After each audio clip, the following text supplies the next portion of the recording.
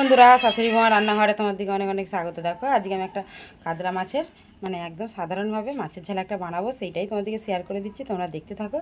দেখো কড়া বসিয়ে দিয়েছি, তেল দিয়ে দেবো, আর এখানে মাছেতে নুন হলুদ মাখিয়ে নিয়েছি। তেলটা দিয়ে মাছগুলো এক এক করে ভাজবো। দেখো মাছগুলো তুলে দিয়েছি, আগে ভেজে নেবো।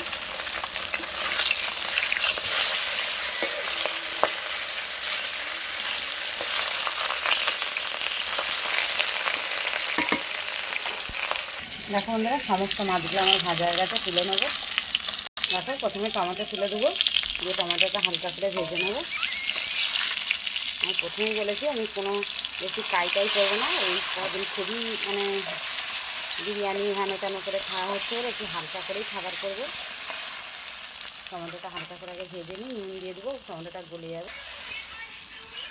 দেখো টমেটো দিয়ে দিয়েছি, টমেটোতে নুন দিয়ে দিয়েছি, দিলে টমেটোটা গলে যাবে। দেখো টমেটোটা ভাজা হয়ে গেছে, আর এখানে আমি শুধু পোস্ত বেটে নিয়েছি, একটু পোস্তটাই তেলেই দিয়ে দেবো, দিয়ে একটু নেড়ে নেবো।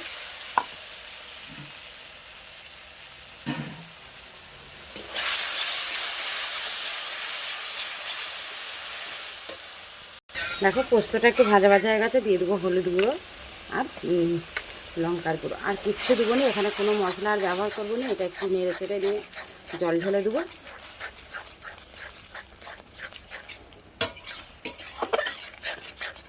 ভালো করে একটু নেড়ে নিয়ে এতে জল ঢেলে দেবো।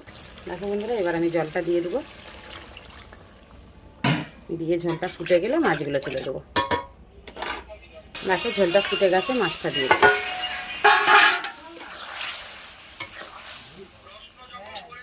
দেখো মাছটা দিয়ে কিছুক্ষণ ফুটিয়ে নিয়েই আমি নামিয়ে নেবো, নিলে আমার মাছের ঝাল রেডি হয়ে যাবে। দেখো মাছের ঝালটা আমার হয়ে গেছে, ঢেলে নেবো। দেখো বন্ধুরা, মাছের ঝালটা আমার হয়ে গেছে। প্রথম থেকে শেষ পর্যন্ত পুরো ভিডিওটা দেখেছি, অবশ্যই কমেন্ট করে জানাবে আমার এই হালকা করে একদম মশলা দিয়ে মাছের ঝালটা তোমাদের কেমন লেগেছে। অনেক অনেক ধন্যবাদ।